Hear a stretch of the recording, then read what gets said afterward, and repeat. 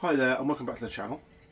Up on the bench today is a Sansui P-M7 linear record player. This is not mine, this is my friend Mike's, and he's been having issues with it.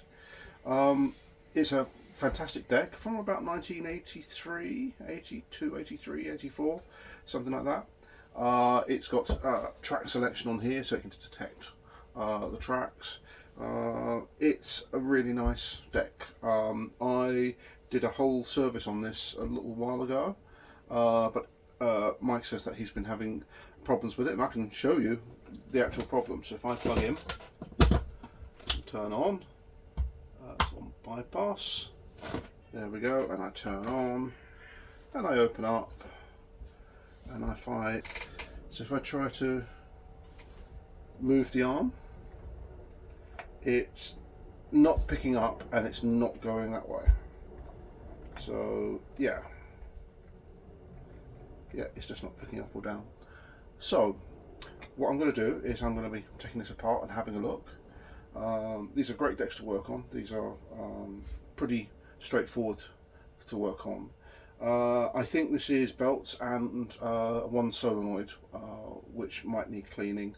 The shaft might need a little bit of lubrication or something like that. I'm not entirely sure, but yeah, it's a great deck. I actually had owned this, and Mike had it from me. So yeah, it's got added paw prints from cats because Mike has cats. It has got a scratch there, which I think was actually on it when I got it, and also I repaired the hinge here because it had cracked in shipping. It plays beautifully when it was working, so yeah, it's going to be an interesting one.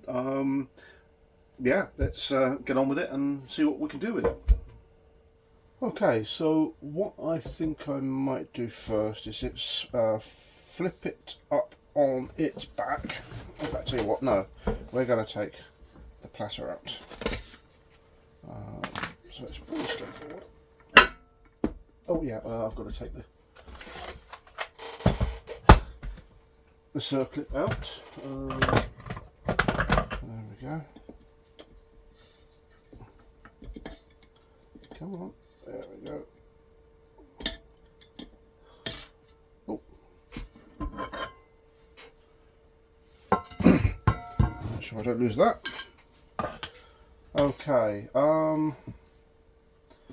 let's have a quick look inside. I can't remember the dismantling instructions. I did actually take it all apart, I do remember, quite some time ago.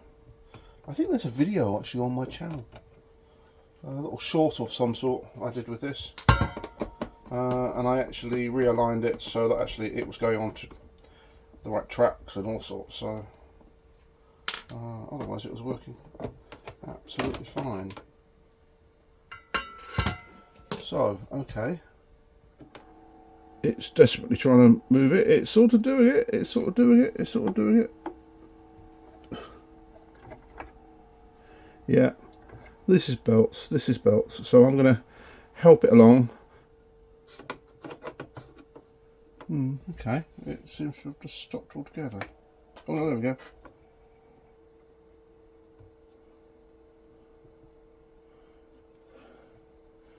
I think the up and down is fine.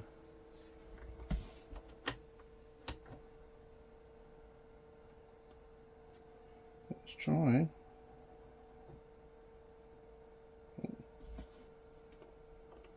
Come on.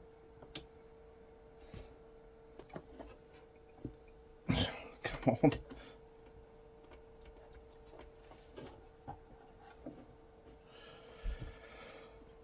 It's got stuck. What the hell's going on? That's better. Right. Yeah, so this is belts. Let's put this right back into. There we go. Right. Let's turn this upside down.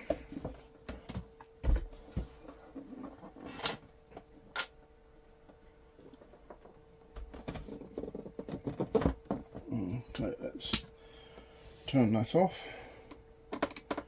Let's take the bottom off and see what we can see. I do remember the whole top lid seemed to come off on this. And it sort of left it in a, looked like a bare state. It was a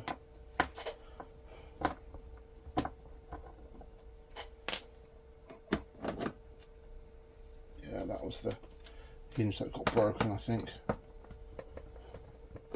think that's going to be alright. I think we can turn this back the other way.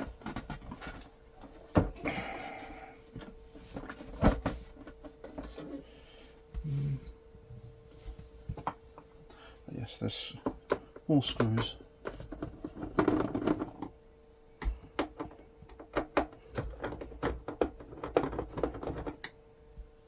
And there's one that's there.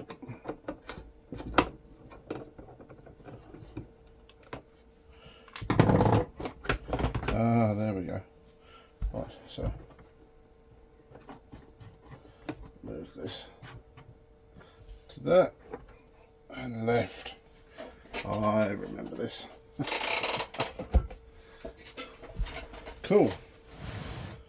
Right. So we have two belts. That one there and this one here. This one here feels really, really loose.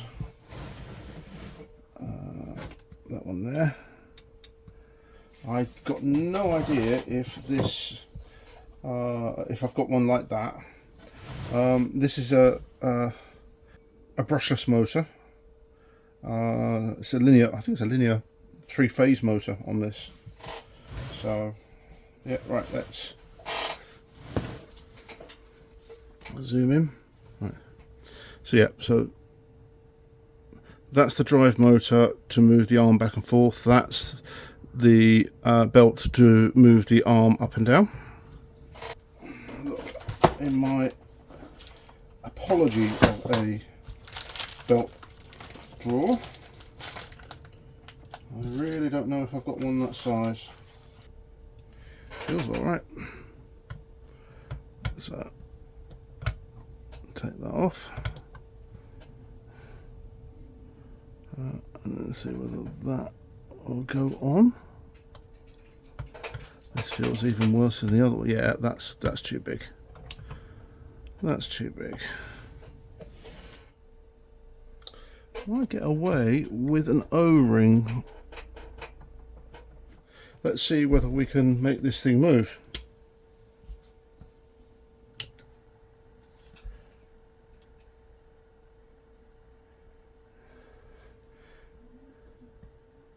Yeah, it's too tight.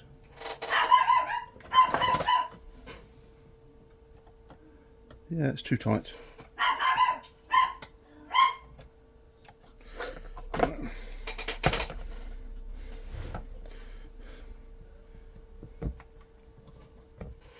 try that. Gotta be careful because this is all live just here. Let me just check the...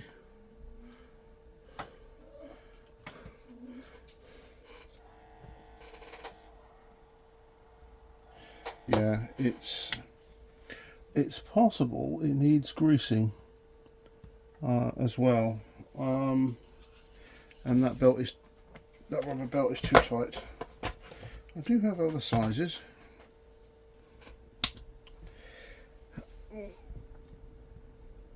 I said this is purely just an O-ring, just to get the thing up, and then we'll order the right size.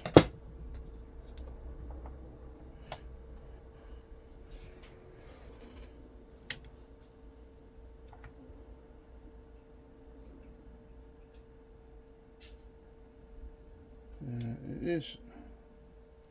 Right, what I'm going to do is I am going to lubricate the rails here, give this a little bit more lubrication here, and just generally try to sort of free it all up.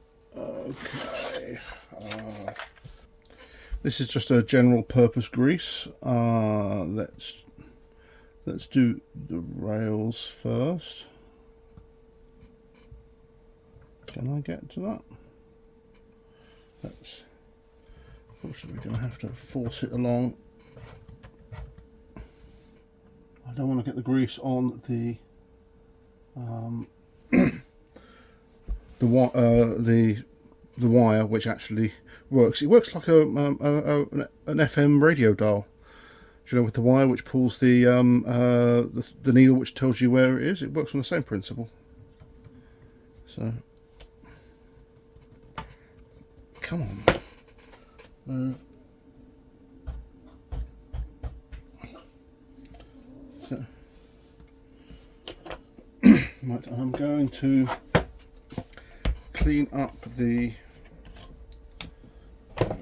old grease as much as I can. It's probably bloody awful.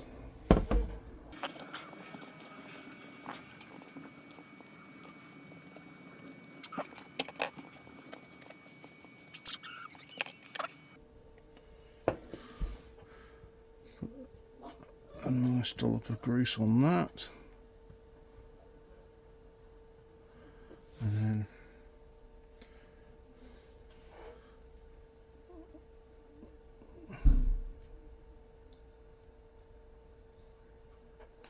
okay, power up.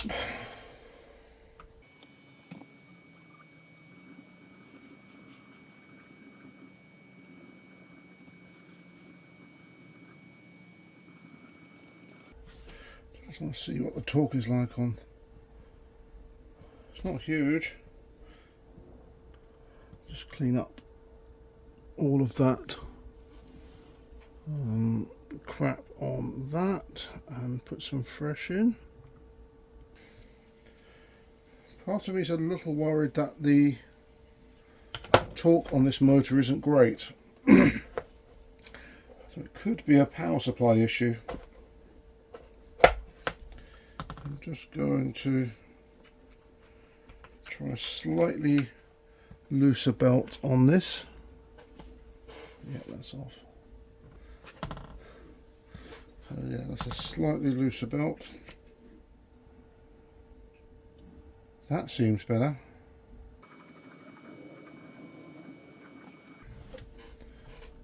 Whether there's a capacitor just here that might have gone bad. It's pulling it down.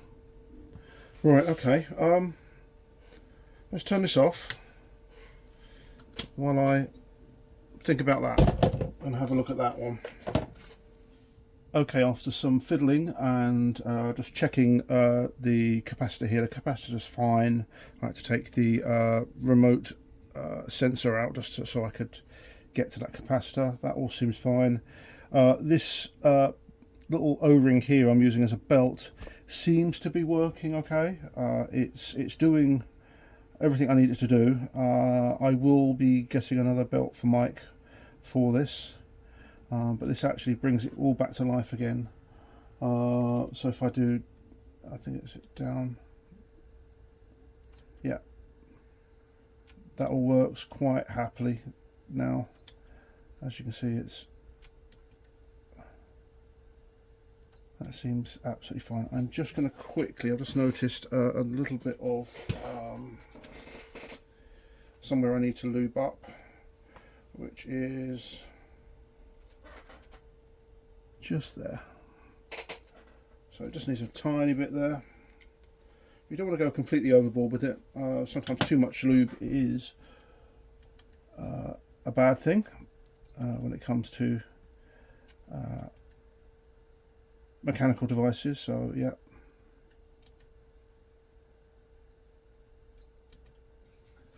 and there we are. It seems to be doing quite nicely.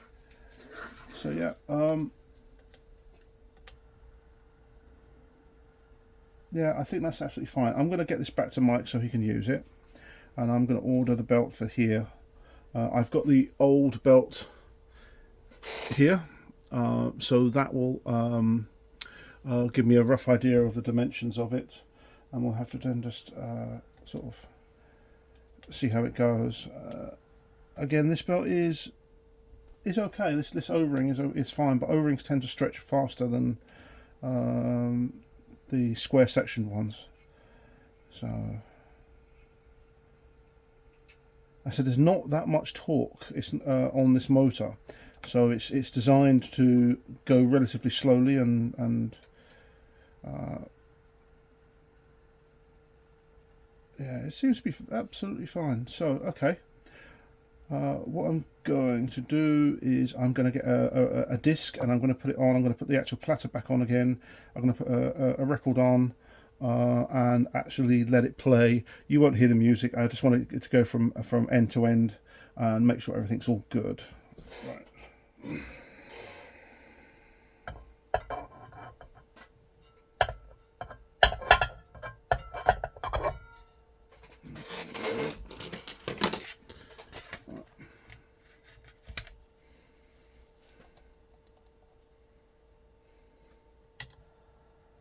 There we go.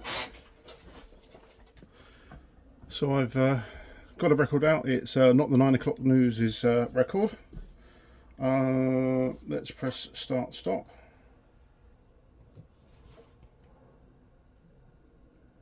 And there we go.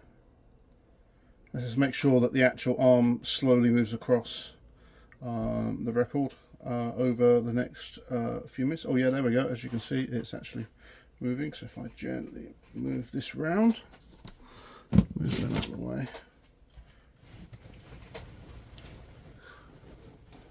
There we go. You should be able to see the whole thing, and I'll put this on time lapse so you'll see it moving slowly across.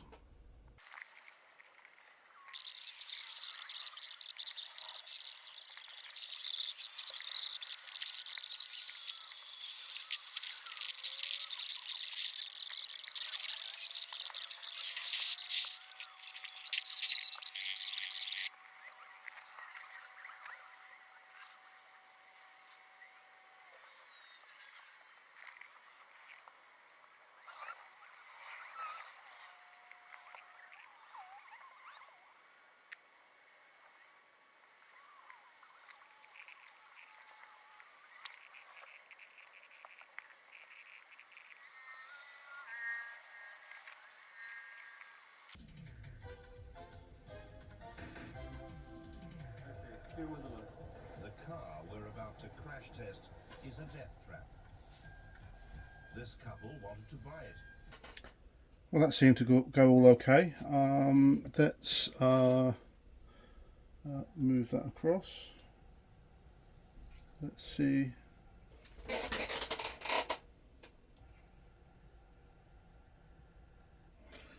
Yep, that seems fine. He seems a lot happier actually. Now I've actually greased up the worm gear and the sliders. That seems definitely a lot happier.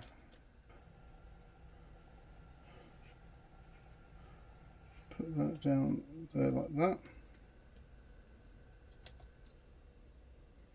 And there we go.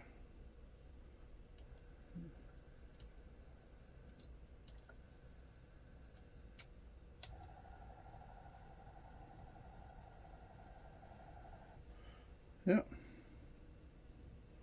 Right. Let's get this thing back together again and give it a clean up, and then we can get it back to Mike, and then I will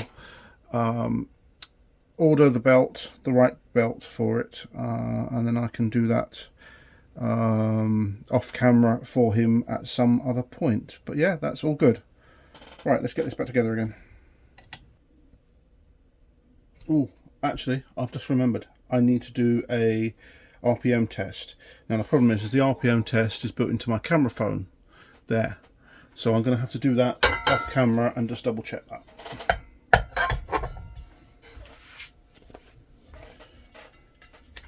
Just put that back there, and I'll have to do my... Stop the video for just a second. Okay, just on the RPM check, everything is bang on.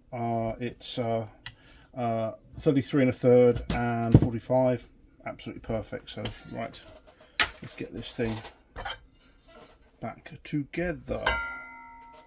Right, so I need to, I'm just going to glue this I do remember this actually came off, this little leg came off the cover when I first got the machine. So, ooh, what was that? Oh yeah, okay. And that was those two bits as well. So.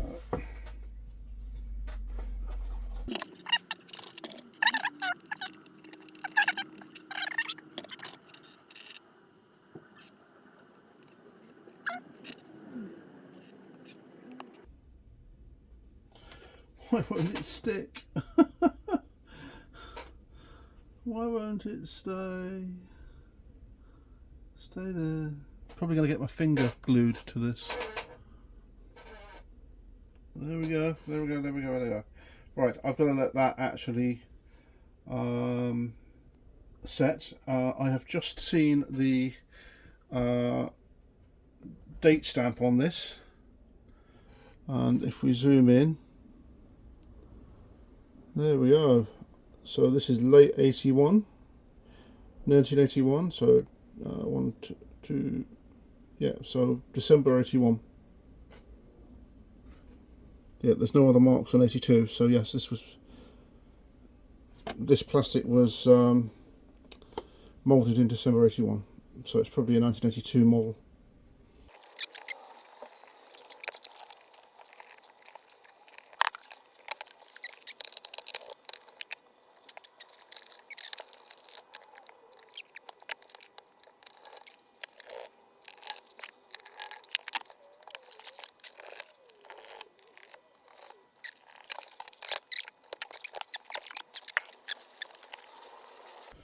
What I'm going to try and do is see whether I can bring out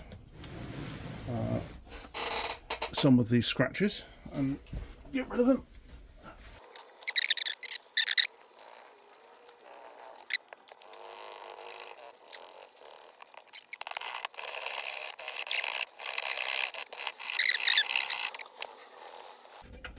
I'm going to be careful not to do it onto this because it will take the paint off in pretty quick order. So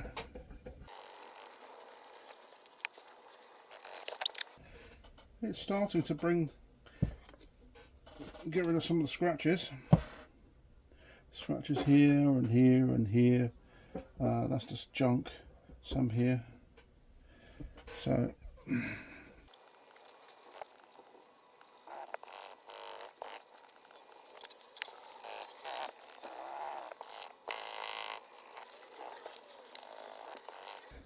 it takes a while to do this. It takes patience, but it is starting to come out. Quite a few of the scratches are starting to dull down. You can't get rid of the scratches, you just have to basically make sure that they can't be seen, if you see what I mean. It sort of smooths out the edges and the light doesn't refract so much against the edges.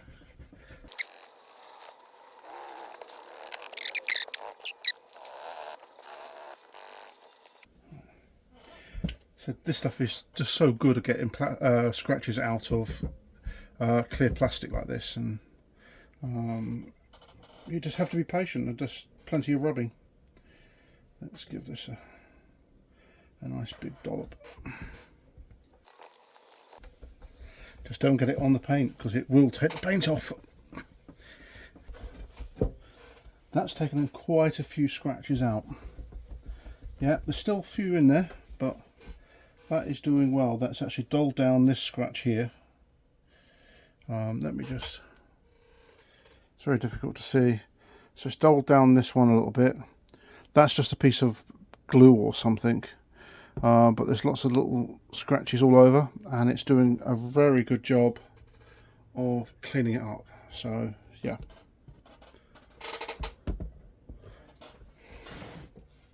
I can actually see the edges of the scratches starting to blend in with the rest of it.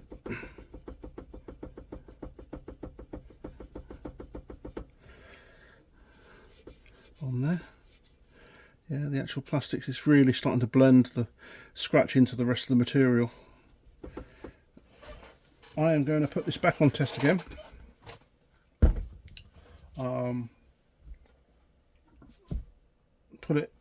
Put another record on, or put the same record on, I should say. Again, not the 9 o'clock news.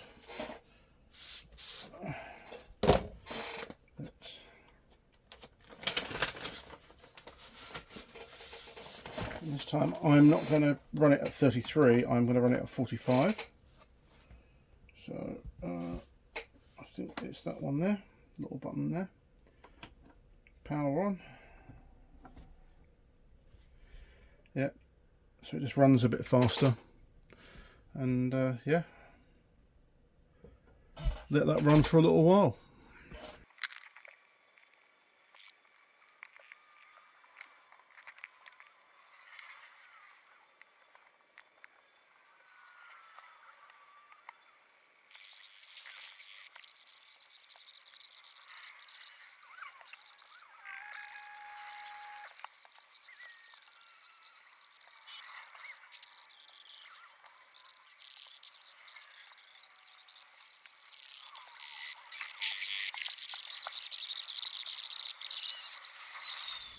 The record player's working absolutely fine. I'm going to give this clear plastic another bit more of a polish, and I've managed to get some of the scratches out, and I'll just keep on going. Yeah, it's a great little record deck. It's over 40 years old now, and doing really well. I'm going to get this back to Mike, hopefully in the next couple of days, and so we can enjoy it. The O-ring will be replaced with a proper drive belt, and yeah, it'll all be good. Thanks for watching. Please like, share, subscribe. I'm a small channel and appreciate all the support you can give me, and I will see you on the next video.